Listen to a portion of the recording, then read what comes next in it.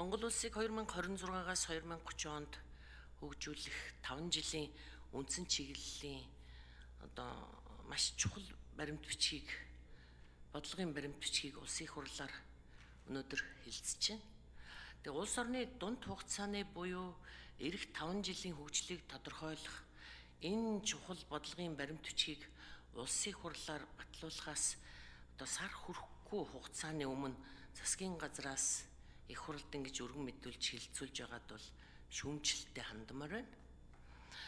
Учир нь энэ хөгжлийн бодлого төлөвлөлт түүний удирдлагын тухай хуулийн 14-р зүйлд заасны дагуу засгийн газар Монгол улсыг хөгжүүлэх 5 жилийн үндсэн чиглэлийн хугацаа дуусгар болохоос 4 сарын өмнө хэрэгжилтийн үнэлгээг улсын хурлд танилцуулна гэд заасан байна.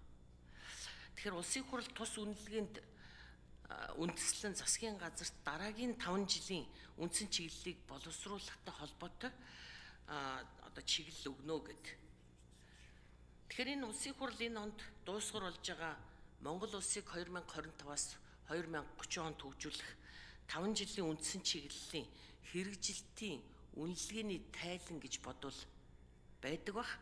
Энийгээ эхлээд энэ тайлангаа эхлээд хэлцсэний дараа одоогийнхаа оруулж ирж байгаа энэ үндсэн чиглэлийн хэлцчүүл яасан бол ер нь хэлцүүл хэлцэх ёстой юм шүү гэсэн нэг асуулт байна. За үндсэн чиглэлийн бодлогын баримт бичгээс миний ингээд гол анхаарч байгаа нэг зүйл бол энэ дундаж давхаргын нэмэгдүүлэх гэсэн асуудал байна. Эдийн засгийн байнгын орон дээр би бас нэлээ ярьсан. Тэгээд учрал сайд хариулахдаа бол ер нь 20% нэмэгдүүл 2030 онд 20% нэмэгдүүлнэ. Ер нь дундаж давхаргын төвшин гэдэг энэ ажил хүчний оролцоог одоогоор дүгнэх, хэмжих ийм аргачлал байхгүй байгаа гэсэн ийм харамсалтай хариултыг бол би авч ирсэн. Тэгэхээр энэ дундаж давхар гэдэг өнөөдрийн Монголын нийгэмд ер нь байна уу үгүй юу гэдэг дээр маш их хэрэгэлцэж байна. Дундаж давхаргаасаа бид ядуу амьдрал руу ядуугаасаа нэг ядуу руу шилжлээ гэд сүүлийн олон жил ярьлаа дөө. Тэгэхээр энэ дундаж давхрыг 20% нэмэгдүүлэн, дундаж цалин нэмэгдүүлэн гэснээс ажлах хүчний оролцооны түвшин үндсэн чиглэлийн төсөлд 2024 онд 61.3% гэж энэ тусгасан байгаа юм. Энэтэй би бол санал нийлэхгүй байгаа юм. Яагаад тэгэхээр энэ хөдөлмөрийн зах зээл өнөөгийн нөхцөл байдлгээд 2024 оны судалгаан дээр гэр бүл нийгмийн хамгаалалаас гаргасан 57.6 гэдэг үндсэн байгаа юм л 2023 онд. Тэгтэл энэ ч 61.3 гэсэн. Ингээд бодохоор энэ 2010 онд 61.6%-тэй байсан энэ графикаар үзүүлсэн энэ хувь өнөөдөр бүр ингээд нэг жилийн дотор л шууд 3.7%-аар өссөн гэдэгтээ санал нийлэхгүй байна ерөнхийдөө. 1992 оноос хойш яг үннийг хэлэхэд өнөөг хүртэл ерөөсөө тасралтгүй буурч байгаа шүү дээ. Ажил хүчний оролцоо. Тэгэхээр энэ дээр энэ засгийн газар ямар дүгнэлт хийж энэ үндсэн чиглэлд тодорхой ямар бодлого тусгуулсан бэ? Дундаж давхаргын эзлэх хувь буурч байгаатай санал нэг байна уу? За өнөөдөр Ахмадын тэтгэвэр халамжийн тухай маш их ярьж байна.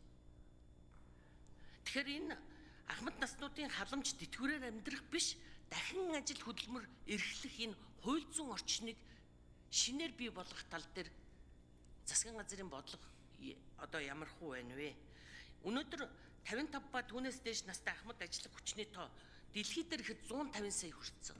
Дэлхийн хөгжилтэй орнууд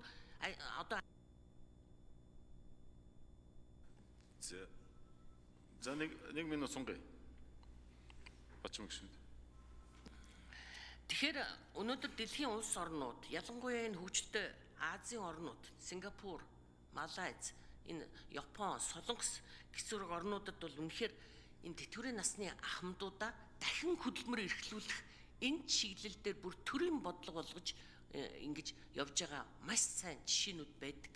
Үйлчлэгээний газрууд, зочид буудал, эмнэлэг, сургууль энэ гоё газруудад бол ерөөсөө Ахмад наснуудаа тэтгэврт гарсан 55-аас дээш насны иргэдээ 65 хүртэлх насны иргэдээ ажилуулдаг, ажил орлоготой байлгадаг, амьдралын чанарыг дээшлүүлдэг, ийм жишг байгаамаа. Тэгэхээр манай улсын хэмжээнд бид халамжийн тухай ярьж нэг ийм өдөр хоног өнгөрөөсөн ийм асуудлаар ахмадуудаа хуурч сууж яхаар энэ ахмад насны дахин хөдөлмөр эрхлэх асуудлыг одоо үндсэн чиглэлдээ оруулж өгөх санал уу? За. Үзээ хүүгийн шижир